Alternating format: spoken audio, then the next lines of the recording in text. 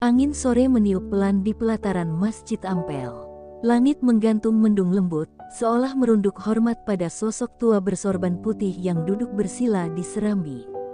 Di hadapannya, seorang pemuda dengan sorot mata tajam namun penuh kesantunan tengah menunduk, menanti untaian kalimat terakhir dari sang ayah, sang guru, yang tubuhnya mulai melemah digerogoti usia dan luka peperangan. Sunan Ngudung, dengan suara berat namun jelas, menatap mata putranya yang bernama Jafar Shadiq. Di balik tatapan itu tersimpan ratusan pengalaman dalam menegakkan kalimat tauhid di tanah Jawa yang masih penuh asap kemenyan dan mantra. Ia tak sedang berbicara kepada anak semata, melainkan kepada penerus tugas besar yang diwariskan langit. "Anakku," ucapnya lirih namun tajam seperti pisau yang baru diasah, "kelak engkau bukan hanya pembawa risalah, tapi pelindungnya. Bila garis itu terancam kabur, bila kebenaran dibelokkan atas nama kebebasan, kaulah yang harus mengembalikannya. Meski pedang itu harus mengarah kepada saudaramu sendiri." Jafar Shadiq mendongak, matanya membulat. Kata-kata itu bukan sekadar wasiat, tapi beban yang tak semua jiwa mampu menanggungnya. Ia belum genap 30 tahun, tapi pundaknya sudah diletakkan tugas yang tak pernah ia minta, menjadi pedang, bukan hanya pena. Di luar serambi, langit mulai menggelap. Beberapa burung gereja hinggap di pucuk menara. Jafar mengeratkan jubahnya. "Ayah," katanya perlahan, "bagaimana jika pedang itu tak sanggup membedakan antara gelap dan terang? Jika yang tampak sesat, ternyata justru cahaya yang belum kita kenal." Sunan Ngudung tersenyum getir. "Itulah sebabnya engkau tak hanya harus menjadi seorang alim, tapi juga seorang prajurit. Keberanianmu bukan hanya pada kekuatan tangan, tapi pada kejernihan hati." Ia terbatuk pelan, darah segar merembes dari sudut bibirnya, namun suaranya tetap berwibawa. "Ilmu tanpa keberanian hanyalah bayangan, dan keberanian tanpa ilmu adalah neraka." Malam mulai merayap masuk. Di balik tirai waktu, terdengar azan maghrib menggema dari kejauhan. Jafar memeluk tubuh ayahnya yang mulai dingin, sementara udara membawa harum melati entah dari mana. Seakan bunga-bunga langit turut mengantar sunyi seorang wali menuju peraduan terakhirnya. Setelah jenazah Sunan Ngudung dimakamkan dengan iringan doa para alim dan rakyat, Jafar Shadiq tidak kembali ke pesantren. Ia memutuskan mengasingkan diri ke lereng Muria, mencari pemahaman yang lebih dalam tentang hakikat kebenaran dan keadilan. Ia belajar dari kitab, dari alam, dari diamnya malam. Di gunung itulah ia bertemu dengan para guru tak bernama, para pertapa, saudagar, petani, bahkan pencuri yang bertobat. Dari mereka, ia mengenal berbagai wajah manusia dan batas-batas penghakiman. Perlahan, ia menempa dirinya bukan hanya sebagai penyampai firman, tapi juga penyeimbang di tengah gejolak zaman. Tahun berganti, kabar tentang keteguhan dan kecerdasannya menyebar ke seluruh pelosok. Para wali mengundangnya dalam musyawarah besar di Demak, dan di sana, gelar baru disematkan padanya, Panglima para Wali. Ia tak bersorak, ia hanya mengingat satu hal, wasiat terakhir ayahnya. Maka, ketika badai keyakinan datang dari dalam barisan sendiri, ia tahu, saatnya pedang itu bicara. Ketika musim panen belum usai, kabar aneh menyelinap dari desa ke desa. Di tengah riuh sawah dan kidung petani, tersebar desas-desus tentang seorang tokoh suci yang mampu berbicara langsung dengan Tuhan. Namanya disebut dengan bisik-bisik penuh takjub, Syekh Titi Benar. Ajarannya berbeda. Ia tak memerintahkan sembahyang, melainkan menyatu dengan Sang Maha Suci. Ia tak menganjurkan syariat, melainkan membiarkan jiwa lebur bersama semesta. Sunan Kudus yang mendengar bisik-bisik itu tak serta-merta mengutuk atau memuji. Ia memilih diam, mengamati dari kejauhan. Namun semakin hari, bisikan berubah menjadi nyanyian. Semakin banyak orang yang meninggalkan masjid, memilih berkumpul di serambi rumah Syekh Titi Benar, mendengar petuah yang menggetarkan hati namun membingungkan akal. Dalam rapat terbatas para wali di Demak, wajah-wajah khawatir menggelayut di setiap sudut ruangan. Sunan Bonang menunduk lama, Sunan Derajat mengepalkan jemari. Hanya Sunan Kalijaga yang masih menatap langit-langit, seakan mencari jawaban dari retakan kayu tua yang menggantung di atas kepala. Ajarannya indah, ujar Kalijaga pelan, tapi tak semua mata bisa membedakan sinar dan api. Sunan Kudus mengangguk. Ia telah mendengar cukup. Maka malam itu, dengan jubah hitam dan keris terselip di pinggang, ia menyamar sebagai seorang musafir, berjalan menembus pekat hutan dan kabut malam menuju padepokan tempat sang Syekh tinggal. Ia datang bukan sebagai panglima, tapi sebagai pencari. Padepokan itu sunyi, tapi tak kosong. Cahaya obor berkelip di kejauhan. Di dalam sebuah bangunan beratap ilalang, terdengar suara lembut membacakan syair. Ketika Sunan Kudus mendekat, ia menyaksikan sosok berjanggut putih duduk bersila, dikelilingi murid-murid dengan wajah damai. Mata sang guru bersinar seperti danau yang dalam, tenang namun menyimpan gelombang yang tak bisa ditebak. "Kau datang, wahai penanya," ucap Syekh Titi benar tanpa menoleh. Seolah ia tahu siapa yang berdiri di belakang tiang kayu. Sunan Kudus tertegun. Ia belum bicara, belum menampakkan diri, namun hatinya seolah telah dibaca habis oleh lelaki itu. Sepanjang malam, mereka berbincang tanpa suara tinggi. Tentang ruh, tentang hakikat, tentang batas antara fana dan kekal. Sunan Kudus tak menyangkal bahwa ada kemilau kebenaran dalam tiap ucapan Syekh Titi benar. Tapi justru di sanalah letak bahayanya, kilau itu terlalu terang, dan bisa membutakan mereka yang belum siap. Saat fajar menjelang, Sunan Kudus pamit. Di pelataran padepokan, ia memandangi para murid yang sedang bermeditasi, wajah mereka tenteram. Namun di benaknya, Sunan Kudus melihat masa depan yang retak. Bila ajaran ini terus menyebar tanpa pemahaman yang dalam, maka umat akan tersesat oleh cahaya semu yang mereka kira kebebasan. Ia kembali ke Demak dengan langkah berat. Dalam sidang para wali, ia tak segera menjatuhkan hukuman. Ia menyampaikan semua yang ia dengar, ia rasakan, ia alami. Ia tidak sesat, katanya jujur. Tapi ia membawa arah yang bisa menyesatkan banyak jiwa. Para wali saling pandang. Perdebatan dimulai. Beberapa masih berharap Syekh Titi benar bisa diluruskan. Lainnya mulai pasrah bahwa ini bukan lagi soal manusia, tapi soal menjaga umat. Di ujung perdebatan panjang, keputusan bulat diambil. Syekh Titi benar harus dihentikan. Namun satu hal yang disepakati semua, hanya satu orang yang mampu melakukannya tanpa dibakar amarah, tanpa diselimuti dendam. Semua menoleh pada satu nama. Sunan Kudus menunduk, ia tahu, ini saatnya pedang wasiat itu ditarik dari sarungnya. Titik. Awan menggantung rendah ketika Sunan Kudus melangkah kembali ke lereng itu, kali ini tak lagi sebagai tamu, melainkan sebagai pelaksana keputusan yang berat. Di balik jubah sucinya tersimpan keraguan yang tak pernah ia undang. Namun keputusan telah bulat, ia diutus bukan untuk membunuh manusia, tapi untuk menyelamatkan umat dari terjerat pemahaman yang menyesatkan. Di pelataran, Syekh Titi benar berdiri menanti, seolah telah mengetahui segalanya. Tidak ada rasa takut, tidak juga kemarahan di wajahnya. Hanya tatapan dalam yang menyelimuti Sunan Kudus seperti kabut dini hari. Di sekelilingnya, para murid menunduk, menunggu aba-aba yang tak pernah datang. "Kau membawa keputusan?" tanya sang Syekh tanpa nada menghakimi. Suaranya hening, tapi mampu menembus lapisan hati yang terdalam. Sunan Kudus mengangguk pelan.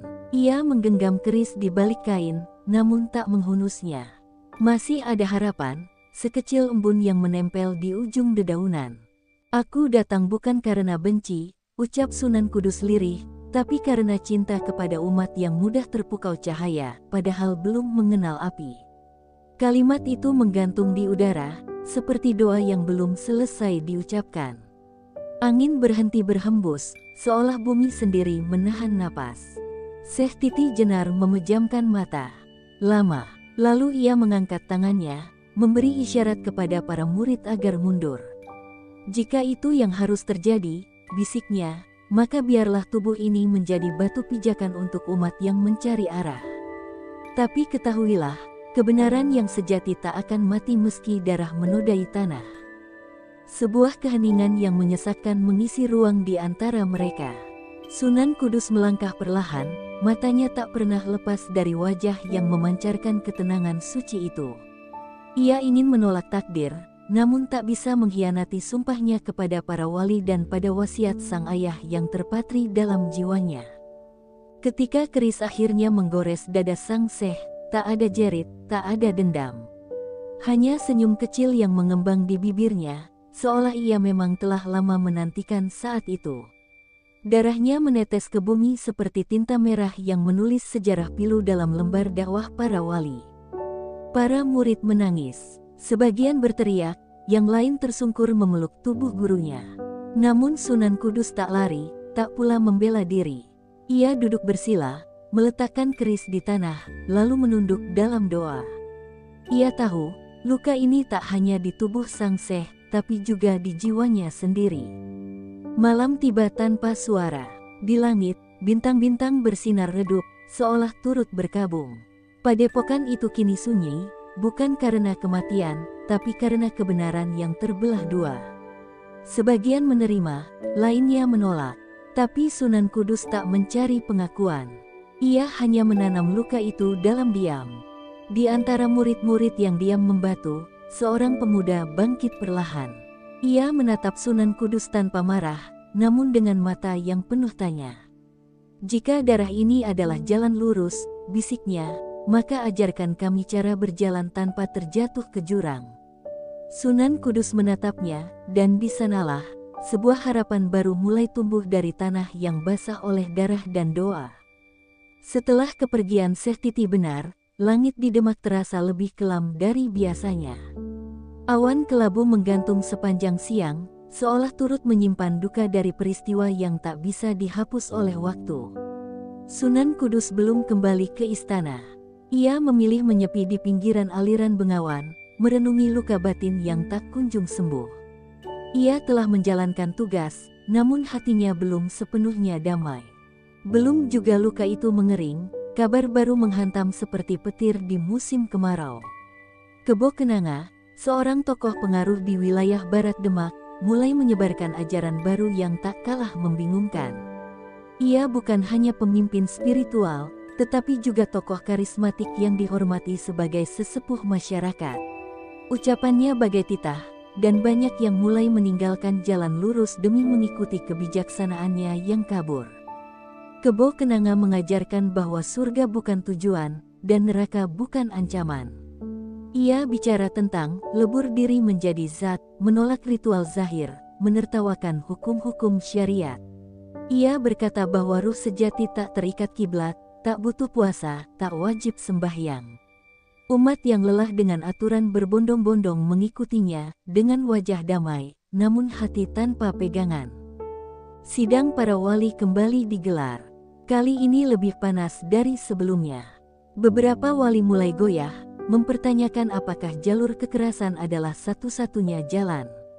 Namun Sunan Kudus tak bicara sepatah pun. Ia duduk tenang, wajahnya berselimut bayang-bayang dari luka lama. Ketika akhirnya ia angkat suara, suaranya lirih, namun menusuk jantung. Bila kegelapan tak disingkap, ia akan mengakar, bukan hanya dalam pikiran, tapi di dalam darah keturunan kita. Maka untuk kedua kalinya, ia ditugaskan. Tidak dengan senjata, kali ini ia membawa kitab dan tongkat. Ia tak hendak langsung menumpahkan darah, ia ingin mencoba jalan yang lebih tinggi, menggugah kesadaran dari dalam, bukan menghancurkan dari luar. Maka berangkatlah ia, seorang diri, menempuh hutan dan ladang menuju kediaman Kebo Kenanga. Di rumah panggung yang luas dan tenang, Sunan Kudus tiba menjelang senja. Burung-burung telah kembali ke sarang, dan aroma kayu bakar menyelimuti udara. Kebo Kenanga menyambutnya seperti sahabat lama, dengan pelukan hangat dan senyum penuh makna. "Aku sudah tahu kau akan datang," katanya, seolah waktu tak lagi rahasia baginya. Mereka berbicara semalaman, saling membuka isi dada dan pikiran. Kebo Kenanga tak pernah meninggikan suara, namun Sunan Kudus bisa merasakan betapa tajamnya pendirian lelaki itu. Ia tidak sesat karena kebodohan, melainkan karena keyakinan yang terlalu mutlak pada pikirannya sendiri. Dan itu lebih sulit disembuhkan daripada kesalahan. 3 malam Sunan Kudus tinggal di sana. Ia mencoba segala cara, logika, kisah, bahkan isyarat langit. Namun Kebo Kenanga tak bergeming. Ia menatap Sunan Kudus dengan mata yang tak menyala oleh marah, tapi juga tak tersentuh oleh harap. "Aku tak ingin membakar kitab suci," katanya, "tapi aku memilih jalan yang kutemukan sendiri." Maka pada malam keempat, langit pecah oleh petir. Tanda yang diyakini para wali sebagai isyarat bahwa waktu telah tiba. Sunan Kudus berdiri di pelataran, tongkatnya berubah menjadi senjata, bukan karena kehendaknya, tapi karena takdir telah mengetuk. Kebo Kenanga berdiri pula, tanpa senjata, tanpa takut. Ia tahu akhir kisahnya, tapi tetap memilih berdiri, bukan lari. Ketika tubuh Kebo Kenanga tumbang di atas tanah basah, hujan turun deras seolah ingin menyembunyikan air mata bumi. Sunan Kudus tak bersorak, tak bersujud, hanya duduk diam, membiarkan air langit membasuh wajah dan pakaiannya. Ia tahu, kemenangan ini tak membawanya naik, justru semakin menenggelamkannya dalam samudera perenungan yang lebih dalam dari sebelumnya. Dan di kejauhan, para murid Kebo Kenanga menatapnya dengan mata yang menyimpan tanya dan dendam yang tak terucap. Kematian Kebo Kenanga tidak berakhir di liang lahat. Justru dari situlah gelombang amarah mulai bergelora. Murid-murid yang selama ini diam, kini menyimpan bara dalam dada. Bukan hanya kehilangan guru, mereka merasa dirampas cahaya yang membimbing langkah, dan dalam pandangan mereka, Sunan Kuduslah tangan yang menghapusnya. Di malam-malam yang basah oleh rintik kenangan, suara ratapan sering terdengar dari hutan tempat Kebo Kenanga dimakamkan. Konon, sebagian muridnya tak mau mengubur jenazah dengan tanah biasa. Mereka mengoleskan rempah, mengikatkan rajah, lalu menyembunyikan makam di antara akar beringin tua, agar tak bisa dicemari oleh dunia luar. Sementara itu, Sunan Kudus kembali ke Demak dengan wajah yang makin tirus, seolah beban dunia digantungkan di kedua pundaknya. Ia tak menyambut sanjungan, tak pula menjawab tudingan. Di ruang sunyi Masjid Agung, ia lebih sering menangis dari berdoa. Ia tahu, dakwah bukan sekadar menyampaikan, tapi juga menanggung luka yang ditinggalkan. Suatu malam, kabar angin datang melalui seorang santri pengembara. Ia membawa gulungan kain yang dilumuri darah dan abu. "Ini dari padepokan tua yang terbakar," ucapnya dengan suara parau.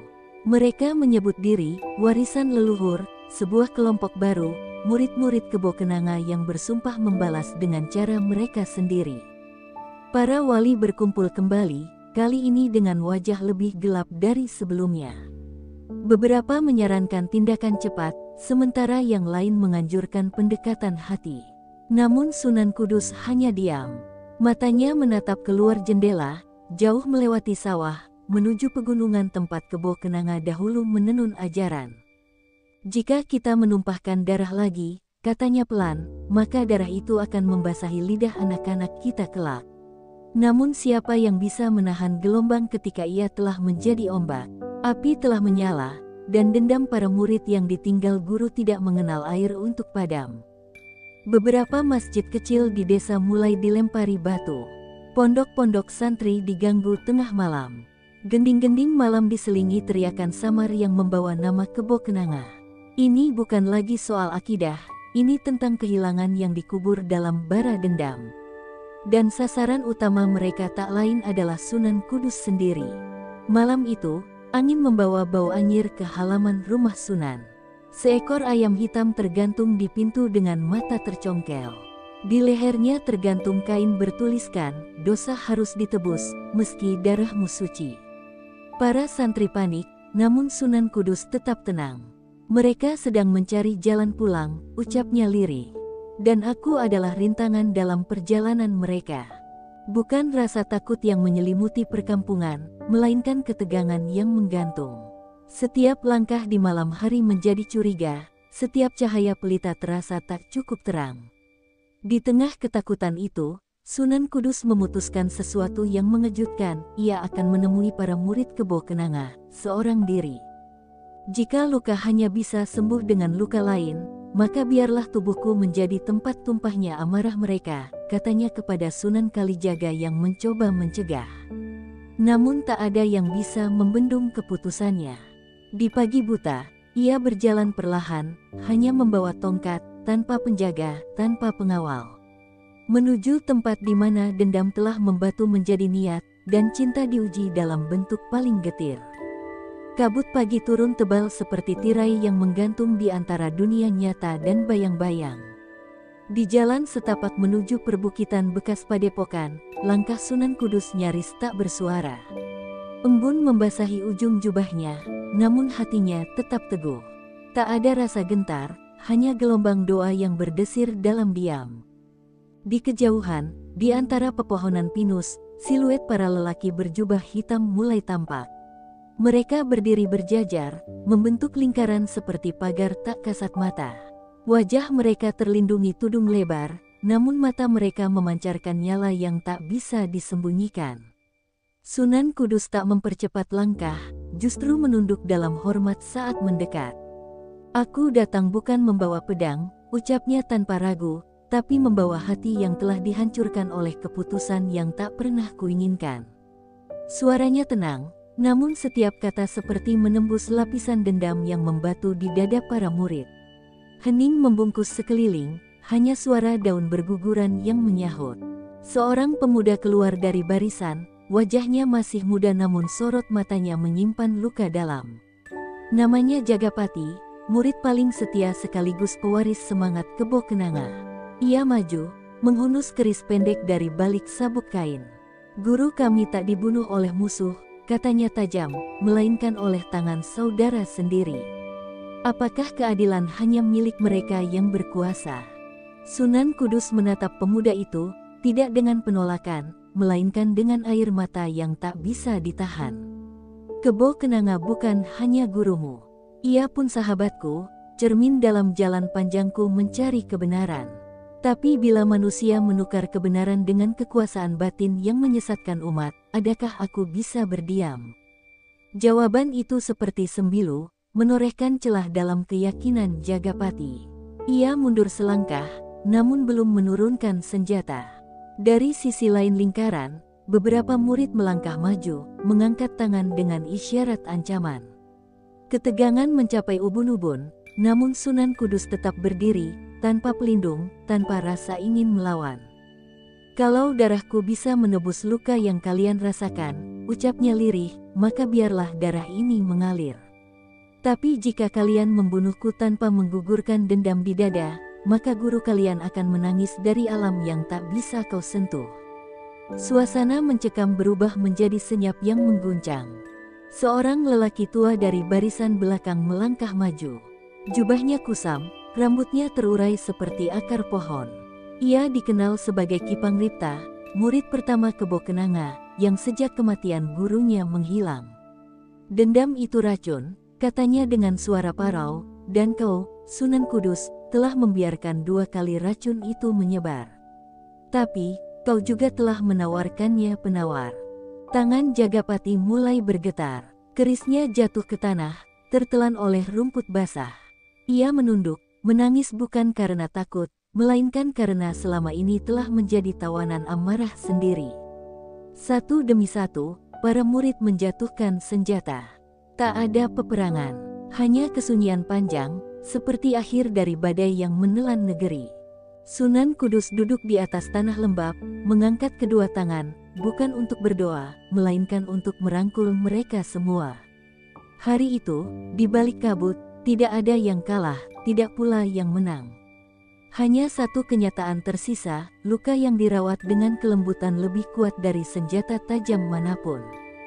Sejak pertemuan di balik kabut itu, suasana kerajaan Demak berubah sunyi. Tak lagi terdengar bisik tentang pemberontakan atau amarah yang bersembunyi. Namun ketenangan ini bukan kemenangan. Justru, bagi Sunan Kudus, ini pertanda bahwa luka yang membusuk telah ditanam terlalu dalam dan perlu waktu panjang untuk sembuh sepenuhnya. Ia kembali ke Masjid Agung bukan sebagai pemenang, melainkan sebagai pelayan yang kelelahan. Tubuhnya makin ringkih, matanya kerap menerawang kosong, seolah jiwanya telah ditinggalkan di lereng tempat para murid kebo kenanga bersimpuh. Ia tahu, ada harga mahal yang harus dibayar atas sebuah pengampunan. Di antara kitab-kitab tua dan lantunan ayat yang tak pernah berhenti, Sunan Kudus mulai menulis. Bukan fatwa, bukan pula perintah, melainkan renungan. Ia menyadari bahwa warisan sejati bukanlah gelar panglima wali, bukan pula ketegasan yang menciptakan rasa takut, tetapi hikmah yang mengalir dari hati ke hati. Para santri mulai memperhatikan perubahan dalam dirinya. Jika dulu ia berbicara dengan nada tegas, kini ia banyak berdiam, hanya menjawab bila ditanya. Ia tak lagi memaksakan tafsir, melainkan mempersilakan waktu membimbing siapapun yang datang mencari. Diam-diam, ia mengajari bahwa kedewasaan ruhani adalah ketulusan dalam menerima luka. Suatu malam, ketika angin laut mengembus dari arah utara, seorang bocah yatim duduk di tangga masjid, menggigil karena demam. Sunan Kudus menyelimutinya dengan sorban miliknya. Tanpa kata, ia menggendong anak itu ke dalam, menyuapinya bubur hangat, lalu membacakan doa perlahan, seolah meninabobokkan takdir yang mulai berubah arah. Engkau tahu, katanya kepada Sunan Kalijaga malam itu, aku pernah mengira tugas kita adalah menaklukkan. Tapi sesungguhnya, kita hanya diminta untuk memahami. Bahkan duri di semak belukar pun tak menusuk bila kita belajar berjalan perlahan. Sunan Kalijaga menatap sahabatnya itu dengan haru. Ia tahu, lelaki di hadapannya bukan hanya seorang ulama besar, melainkan jiwa yang telah remuk dan dibentuk ulang oleh kasih sayang.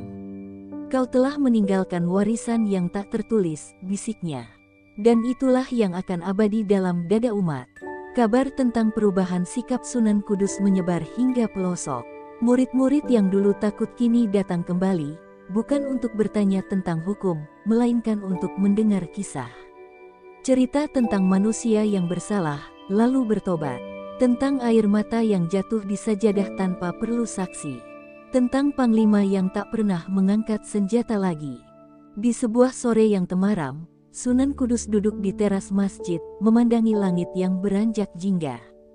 Seorang pemuda menghampiri dengan kitab lusuh dan mata penuh tanya. Ia bertanya, "Tuan, apakah kebenaran itu mutlak?" Sunan Kudus tersenyum, lalu menjawab, "Kebenaran adalah cahaya. Tapi mata kita berbeda, dan sinarnya bisa menyilaukan bila tak kita terima dengan hati." Saat azan maghrib berkumandang, Sunan Kudus berdiri dengan pelan, memegang tongkatnya. Dalam sujudnya malam itu, ia merasa damai. Bukan karena dunia telah ia ubah, melainkan karena dirinya telah berubah. Dan disitulah letak warisan sejati, dalam senyap yang menuntun jiwa kepada cahaya. Titik. Fajar di Kudus tidak lagi sekadar pertanda datangnya hari baru. Pada pagi itu, udara terasa berbeda, lebih sunyi, lebih berat. Kabut tipis menyelimuti menara masjid, seolah langit turut menunduk menyambut sesuatu yang tak terlihat, namun terasa mengguncang kalbu. Di dalam ruang kecil tempat Sunan Kudus biasa menyendiri, tubuh renta itu terbaring lemah. Napasnya tersengal namun tetap teratur. Di sampingnya, Sunan Kalijaga duduk menggenggam tangan sahabat lamanya, sementara para santri berdiri tak jauh, menahan isak yang tak berani diluapkan.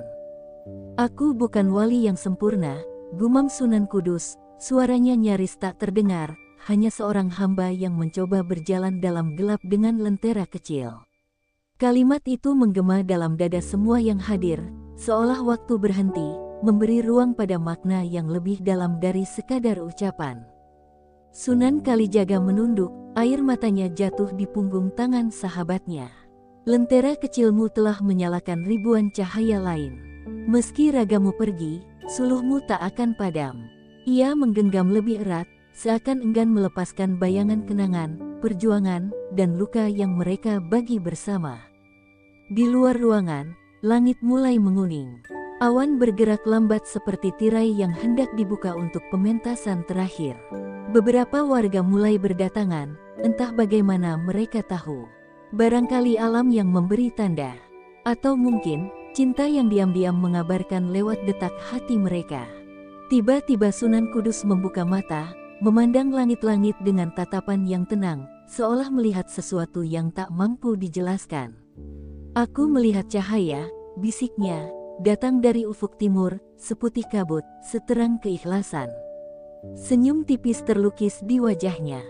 Senyum damai seorang pejuang yang tak lagi membawa beban. Suara azan subuh menggema, dan di saat gema takbir menggulung lembut dari menara, tubuh Sunan Kudus terdiam. Napas terakhirnya keluar bersama bisikan zikir. Tak ada jeritan, tak ada ratap. Hanya air mata yang mengalir diam-diam dari mata yang menyaksikan kepergian sosok agung itu. Jenazahnya disalatkan oleh ribuan orang. Para wali, ulama, dan rakyat kecil berdiri sejajar, menghapus sekat antara derajat dan jabatan. Mereka mengantarkan bukan hanya tubuh, melainkan warisan jiwa yang selama ini menjadi penopang batin umat. Dalam senyap, doa-doa naik seperti embun yang kembali ke langit. Di tanah pemakaman yang dipenuhi harum bunga dan ayat-ayat, Sunan Kalijaga menancapkan tongkat di sisi pusara. "Disinilah engkau istirahat," bisiknya, "namun dari sinilah pula jejakmu akan terus melangkah dalam hati mereka yang mencari cahaya." Suaranya parau, namun penuh janji. Hari itu, matahari terbit perlahan dari timur, menyinari tanah Kudus dengan cahaya hangat. Bukan hanya cahaya pagi, tetapi pancaran warisan tak kasat mata dari seorang panglima wali, yang telah menutup matanya dengan damai, meninggalkan jejak yang tak akan hilang meski zaman berganti. Bertahun-tahun setelah kepergian Sunan Kudus, suara azan dari menara peninggalannya masih berkumandang. Kota Kudus tak kehilangan ruhnya. Justru semakin harum namanya. Seolah napasnya masih berhembus dalam tiap lantunan ayat, dalam setiap langkah kaki santri yang melintasi serambi masjid itu. Di sebuah sore yang diliputi mendung, seorang anak kecil duduk termenung di bawah menara, memeluk kitab lusuh pemberian kakeknya. Ia tak tahu siapa itu Sunan Kudus, tetapi setiap kali sang ibu menuturkan kisah sang wali, matanya tak bisa lepas dari menara yang menjulang, seolah hendak menyentuh langit. Di pesantren-pesantren yang dulu dirintis para muridnya, ajarannya tetap dihidupkan. Tak hanya tentang syariat, tapi juga kasih, tentang memaafkan musuh, bahkan ketika pedang telah menyapa tengkuk. Para kiai muda mengulang kisah itu, bukan sekadar legenda, tapi sebagai contoh hidup yang nyata. Sunan Kalijaga yang tersisa paling akhir dari para sahabatnya, sering datang diam-diam ke makam sahabatnya. Duduk bersila, membisikkan puisi dalam diam. "Kau telah tiada, namun dirimu tak pernah pergi," gumamnya suatu malam, ketika hujan mengguyur lembut dan dedaunan meneteskan air mata langit. Seiring waktu berlalu, muncul banyak tokoh baru, ulama yang bersinar terang. Namun tak satu pun mampu menggantikan tempat Sunan Kudus dalam hati masyarakat. Karena yang ditinggalkannya bukan hanya bangunan, bukan sekadar jejak fisik, melainkan cahaya dalam jiwa yang terus membimbing tanpa terlihat. Bahkan di tengah zaman yang mulai menanggalkan nilai, nama Sunan Kudus tetap disebut dengan haru. Para pedagang yang jujur, guru yang sabar, hingga pemimpin yang bijak, semuanya mengaku belajar dari kisah sang panglima yang memilih damai di atas pedang. Warisannya bukan kekuasaan, tapi kesadaran. Suatu hari, seorang pemuda datang ke makam itu. Ia tengah bimbang, dililit amarah dan dendam karena keluarganya dikhianati oleh saudara sendiri. Namun saat berdiri di hadapan pusara Sunan Kudus, ia menangis. Tak oleh angin, tapi oleh bisikan nurani yang entah kenapa terasa begitu dekat. "Maafkan, meski engkau bisa membalas," bisik pemuda itu lirih. Lalu ia pulang, tak lagi membawa dendam, melainkan harapan. Ia mulai membangun pesantren kecil di desanya, mengajarkan apa yang ia pelajari dari makam yang diam, bahwa ketenangan bukan berasal dari kemenangan, melainkan dari keikhlasan. Malam-malam di Kudus tetap teduh. Suara burung malam, desau angin, dan nyanyian serangga seperti bersenandung untuk seseorang yang telah pergi jauh, namun tetap ada. Warga percaya, selama masjid itu berdiri, selama ajarannya dijaga, Sunan Kudus tak akan benar-benar tiada. Dan begitulah sejarah mengalir. Tak selalu ditulis dengan tinta, tak selalu diukir di batu, tapi tercatat dalam hati manusia, dalam keputusan yang dipilih dengan jiwa, dalam air mata yang jatuh karena cinta. Sunan Kudus mungkin telah menyatu dengan tanah, tapi cahayanya tetap menyinari ufuk timur selamanya.